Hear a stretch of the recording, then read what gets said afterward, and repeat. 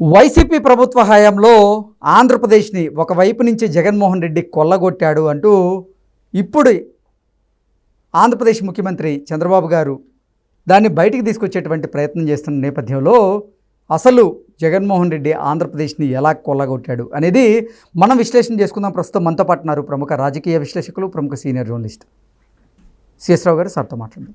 Sir నమస్తే. Sir నమస్తే. YCP ప్రభుత్వ హయాంలో జగన్మోహన్ రెడ్డి ఒకవైపు నుంచి ఆంధ్రాన్ని కొల్లగొట్టాడు అంటూ ఇప్పుడు చంద్రబాబు గారు దాన్ని బయటికి తీసుకొచ్చే ప్రయత్నం చేస్తున్నారు. ఏంటి సార్ అసలు ఎలా కొల్లగొట్టారు? ఇప్పుడు జగన్మోహన్ రెడ్డి గారి ఇష్యూస్ ఒక్కొక్కటి బయటకు వస్తుంటే అసలు ఎన్ని చేస్తుంటాడు ఈయన 2019 నుంచి 24 వరకు ముఖ్యమంత్రి హోదాలో ఉండి ఎన్ని రకాల ఈ బిజినెస్ సంబంధించినటువంటి వ్యవహారాలు, తర్వాత ఇతరత్ర ఈ క్రిమినల్కి సంబంధించినటువంటి వ్యవహారాల్లో ఈయన తలదూర్చుంటారు అనేటువంటి అనుమానం కలుగుతుంది. ఓకే, కారణం ఏంటంటే జత్వానీ కేసు చూసిన తర్వాత ఏ విధమైనటువంటి మోడస్ ఆపరేషన్ చేశారు జగన్మోహన్ రెడ్డి గారు అనేది అందరికీ తెలిసింది. నాకు ఈ మధ్య ఒక జర్నలిస్ట్ కలిశారు 2 days బ్యాకే. అతను కడప రిలేటెడ్. ఓకే, పైగా రాజశేఖర రెడ్డి గారు బతికున్న రోజుల్లో బాగా దగ్గరగా ఉండేటువంటి జర్నలిస్ట్. ఆయన చెప్తుంటే నేను ఆశ్చర్యపోయాను జగన్మోహన్ రెడ్డి గారి గురించి. నిజమేనా అని నాకు తెలియనటువంటి విషయాలు చాలా చెప్పాడు ఆయన జస్ట్ 3 days బ్యాకే. ఓకే, ఏం చెప్పాడంటే ఆయన ఒక మాట ఉపయోగించారు, కల్చర్లెస్ వల్చర్ అంట జగన్మోహన్ రెడ్డి గారు. ఈ మాట నాకు కొత్తగా అనిపించింది, నాకేం అర్థం కాల. ఏంది ఈయన చెప్తుంది అని. అందులో కడప రిలేటెడ్ ప్లస్ సేమ్ సామాజిక వర్గం, రాజశేఖర రెడ్డి గారు బతుకున్న రోజుల్లో దగ్గరగా ఉండే మనిషి. ఏంటి ఈ మాట అంటున్నారని నాకు అర్థం కాల. కొద్దిసేపు ఆలోచించి వల్చర్ అంటే ఏంటి అని అడిగా. కల్చర్ అంటే తెలుసు, కల్చర్లెస్ వల్చర్ అని అన్నాడు. నేను వెంటనే ఏంటి వల్చర్ ఏంటి, కొత్త ప్రాస ఏంటి అని అడిగా. కాదు, రాబందులు అంట. వల్చర్ అంటే రాబందు అంట, కల్చర్లెస్ వల్చర్ అంట. ఓకే, ఆ పదాన్ని ఆయన ఉపయోగించారు, చెప్పాడు నాకు. సరే, నేనైతే ఆ పదాన్ని ఆయనకి ఆపాదించడానికి సిద్ధంగా లేను, కానీ ఆయన చెప్పింది నేను గుర్తు చేస్తున్నాను. అంటే వాళ్ళు అక్కడ ఉండేటువంటి వాళ్ళు కూడా జగన్మోహన్ రెడ్డి గారి గురించి ఏమనుకుంటున్నారు, రాజశేఖర రెడ్డి గారికి దగ్గరగా ఉండి సీనియర్ జర్నలిస్ట్గా ఉండి ఆయన ఆ మాట అన్నారంటే జగన్మోహన్ రెడ్డి గారు మనస్తత్వం కానీ, జగన్మోహన్ రెడ్డి గారి ప్రవర్తన కానీ, జగన్మోహన్ రెడ్డి గారి వాలకం కానీ ఏ విధంగా ఉంది అనేది నాకే ఆశ్చర్యం వేసింది. నేను అప్పటికి అన్నా, లేదని నేను కలిశాను ఆయన అంతకుముందు ఆయన పాదయాత్ర పోయేటప్పుడు కొన్ని ఛానల్స్ హెడ్ని పిలిచినప్పుడు నన్ను కూడా పిలిచాను. నేను వెళ్ళాను 2019 పాదయాత్రకు ముందు. బట్ అతను బాగానే మాట్లాడాడండి అని అంటే, మిమ్మల్ని నిలువున మోసం చేస్తాడండి మాటలు చెప్పి, మీకు తెలియదు, మీరు కొత్త వాళ్ళు కాబట్టి మీరు ఇన్స్పైర్ అయ్యారు, అంటే రెస్పాండ్ అయ్యారు, కానీ మాకు తెలుసు, మేము అందుకే జగన్మోహన్ రెడ్డి గారు అధికారంలోకి వచ్చిన తర్వాత నుంచి రాష్ట్రం ఏ పరిస్థితిలో ఉంటుంది అనేది మాకు తెలుసు ముందే అని చెప్పి ఆయన ఎక్స్ప్లెయిన్ చేస్తుంటే నాకు ఒక్కసారిగా అసలు, అంటే ఆ రోజు జగన్మోహన్ రెడ్డి గారి గురించి మనం పాజిటివ్గా అనుకున్నాం కదా, అంటే మనలోనే తప్పు ఉంది, జగన్మోహన్ రెడ్డిలో తప్పు లేదు, మనలోనే తప్పు ఉంది, మనం అర్థం చేసుకోవడంలో తప్పు ఉంది జగన్మోహన్ రెడ్డిని ఆ రోజున ఇతను యూత్ ఏదో చేయాలని చిత్తశుద్ధితోటి ఉన్నాడు, ఏదో కసిగా ఉన్నాడు, ఇలాంటి యంగ్స్టర్స్ రావాలి అని చెప్పి అనుకున్నాం ఆ రోజు ఆయన మాట్లాడిన తర్వాత. కానీ ఈయన మీరందరూ ఇన్స్పైర్ అయ్యారు, మాకు తెలుసు అతని సంగతి. అప్పుడు మాకు రాజశేఖర రెడ్డి గారి ఫ్యామిలీ, రాజశేఖర రెడ్డి గారు వీళ్ళంతా తెలుసు, అందుకే మేము ఎవరు పట్టించుకోలేదు అతన్ని. కానీ ఆంధ్రప్రదేశ్ దురదృష్టం జగన్మోహన్ రెడ్డి గారిని 2019లో ముఖ్యమంత్రిని చేసుకోవడం, ఆ రాష్ట్రం అందుకే అనుభవిస్తుందని చెప్పి ఆయన అన్నాడు. నాకు ఆశ్చర్యం వేసింది. సరే, తర్వాత నిజమైన ఇప్పుడు ఈయన చెప్పిందంటే ఆల్రెడీ చంద్రబాబు గారు చెప్తున్నారుగా, 10 ఏళ్ళు రాష్ట్రాన్ని వెనక్కి తీసుకెళ్ళాడు జగన్మోహన్ రెడ్డి గారు అని. కల్చరల్స్ వల్చర్ అని చెప్పి ఆయన పదం ఉపయోగిస్తే అది అసలు ఎంత స్ట్రాంగ్ వర్డ్ అది. అది ఇంకోటి కూడా రిక్వెస్ట్ చేశారు నన్ను, ఆయన పేరు నేను చెప్పదలుచుకోలేదు, కానీ ఇంకోటి కూడా చెప్పారు, మీరు ఎలాగో డిస్కషన్స్కి వీడియోలు చేస్తుంటారు, డిస్కషన్స్ కూడా వెళ్తుంటారు, మీరు ఇది పబ్లిక్లోకి అవకాశం ఉన్నప్పుడల్లా తీసుకెళ్ళండి, మీరు ఒక జర్నలిస్ట్గా సమాజానికి ఒక డైరెక్షన్ ఇచ్చిన వాళ్ళు అవుతారు మీరు అని చెప్పి నన్ను రిక్వెస్ట్ చేశారు ఆయన.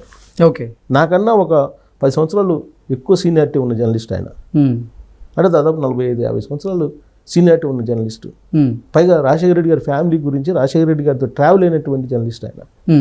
నాకు ప్రత్యేకంగా చెప్పారు, కల్చర్లెస్ వల్చర్ అని చెప్పి పదం మీరు పదే మీరు ఎక్కడికి పోయినా ఉపయోగించండి, ప్రజల్లోకి తీసుకెళ్ళండి, లేదంటే మళ్ళీ పొరపాటుగా ఆంధ్రప్రదేశ్ ప్రజలు అతను కనుక ఆదరిస్తే దారుణమైన పరిస్థితులు ఉంటాయి. అందుకే మీరు చెప్పండి, 10 మంది జర్నలిస్టులు మన మిత్రులు కూడా చెప్పండి అని చెప్పి ఆయన నన్ను రిక్వెస్ట్ చేశారు. ఆయన పేరు చెప్పకూడదు, బాగుండదు కాబట్టి చెప్పలా. అంటే ఈ వల్చర్ అనే పదం ఆయన ఉపయోగిస్తే నాకు అసలు అర్థం కాల. రాబందంట అంటే ఆ స్థాయిలో ఆంధ్రప్రదేశ్ని లూటీ చేశారు అని చెప్పి ఆయన చెప్తున్నాడు. ఎలా అంటే దగ్గర నుంచి చూశాను అతను ప్రవర్తన అనేది చెప్తున్నాడు ఆయన. జనరల్గా చంద్రబాబు నాయుడు గారు ఇప్పుడు చెప్తుంటే ఏమనుకుంటారంటే వీళ్ళు ఇంతలే తెలుగుదేశం పార్టీ సంబంధించినటువంటి వాళ్ళు ప్రతిపక్షంలో ఉన్నారు కదా, చెప్పుకోవడం సహజమే కామన్ అని చెప్పి అనుకుంటారు అందరూ. చాలా మంది కూడా జగన్మోహన్ రెడ్డి గారు 1,00,000 కోట్లు దోచేశారంటే ఎవరు దోయలేదు అనే పరిస్థితికి వచ్చారు కదా 2019 ఎన్నికలకు ముందు. ఆ తర్వాత ఈయన స్వరూపం తెలిసింది, అది వేరే సంగతి. ఇప్పుడు ఎలా దోచేసాడు అనే దాన్ని 3 ముక్కల్లో చెప్పాడు ఆయన నాకు. ఇప్పుడు రాజశేఖర రెడ్డి గారు సీఎంగా ఉన్నప్పుడు రూపాయి ఖర్చు లేకుండా కొన్ని వేల కోట్ల రూపాయలు సంపాదించాడు ఆయన. ఎలా సంపాదించాడు? కిట్ ప్రోకో అంటే ఏంటి? రాజశేఖర రెడ్డి గారు గవర్నమెంట్లో ఉన్నారు కాబట్టి ఆయన వస్తున్నటువంటి పెట్టుబడిదారులని ఆకర్షించి ఆ పెట్టుబడులకి సంబంధించి ప్రభుత్వం తరఫు నుంచి రాయితీలు ఇచ్చే దాంట్లో రూపాయి ఇచ్చే దగ్గర 10 రూపాయలు ఇచ్చారు. దాని ప్రతిఫలం ఏంటి? ఈయన కంపెనీల్లో ఈయన సూట్ కేసు కంపెనీలు పెడితే ఈయన సూట్ కేసు కంపెనీలకు వాళ్ళు పెట్టుబడులు పెట్టి అయిపోయింది. ఫస్ట్ అంకం అయిపోయింది. ఈయన కొత్త పార్టీ పెట్టాడు. 2019లో అధికారంలోకి వచ్చాడు. అధికారంలోకి వచ్చిన తర్వాత ఈయన ఏం చేశాడు అని అంటే ఆల్రెడీ ఎస్టాబ్లిష్ అయినటువంటి కంపెనీలు ఉంటాయి కదా, పెట్టుబడులు పెట్టడానికి ఎవరైనా వస్తారు, లేదంటే ఆంధ్రప్రదేశ్లో పెట్టుబడి పెట్టి రన్ చేసిన కంపెనీలు ఉన్నాయి. ఈ కంపెనీలో ఐడెంటిఫై చేసి ప్రధానంగా 2 సామాజిక వర్గాలకు సంబంధించినటువంటి వ్యాపారాల మీద దృష్టి పెట్టాడు. ఒకటి కమ్మ సామాజిక వర్గం, 2 క్షత్రియ. ఈ 2 సామాజిక వర్గాలు చేసేటువంటి వ్యాపారాలు కంపెనీలు ఏమేమి ఉన్నాయో ఐడెంటిఫై చేశారట. అది పనిగా దానికి ఒక టీంను ఏర్పాటు చేశారంట ఆయన. చేసి ఎవరి కంపెనీ ఏంటనేది తెలుసుకొని ఆ కంపెనీలో ఉండేటువంటి వాటాలని కంప్లీట్గా ఈయన తీసేసుకొని బ్లాక్మెయిల్ చేసి ఓన్ చేసుకోవటం జగన్ అనే టీం. ఆ 5 సంవత్సరాలు అదే గడిపిందండి. మీకు తెలియదు, కరోనా వచ్చినంత వల్ల బతికిపోయారు ఇంకా చాలామంది. కరోనా రాకపోతే చాలామంది అయిపోయింది అని చెప్పి గల్లా జయదేవ్ అమర్ రాజా బ్యాటరీస్కి ఒక చరిత్ర ఉందండి. వాళ్ళు ఎందుకు వచ్చారు అనుకుంటున్నారు ఆంధ్రప్రదేశ్ నుంచి? వాళ్ళు బయటపడ్డారు అంతేను. బయటపడినటువంటి వాళ్ళు చాలామంది ఉన్నారు. కాకినాడ సీపోర్ట్ ఏమైందండి? కాకినాడ సీపోర్ట్ ఏమైంది? ఆయన వెంకటేశ్వరరావు కంప్లైంట్ ఇచ్చాడు ఇప్పుడు ధైర్యం చేసి. ఆ రోజున తాడేపల్లికి తీసుకెళ్లి గన్ చూపించారండి ఆయనకి, మీకు తెలీదు అని చెప్పి ఆయన ఎక్స్ప్లెయిన్ చేశారు. గన్ చూపించి భయపించి వాళ్ళ ఫ్యామిలీ మొత్తాన్ని రోడ్డుకి ఇడుస్తామని చెప్పి భయపిస్తే వాళ్ళు కంపెనీ రాసిచ్చారండి. ఇది బయటకు వచ్చిన అంశం. ఇప్పుడు ఇలా బయట రాని చాలా ఉన్నాయి, అన్ని బయటకు తీసుకొస్తున్నారు. చంద్రబాబు నాయుడు గారు ఒక్కోటి తీసుకురావాలి కూడా. ఎందుకు తీసుకురావాలంటే మళ్ళీ కనుక ఈ మొక్క చిగురిస్తే ఇక ఆంధ్రప్రదేశ్ని మర్చిపోవటమేనండి. ఆ కల్చరల్ వల్చర్ అతను అని చెప్పి ఇంకోటి కూడా చెప్పాడు. ఆయన పర్సనల్ లైఫ్ గురించి కూడా చెప్పాడు. దాన్ని నేను రివీల్ చేయదలుచుకోలేదు పద్ధతి కాబట్టి.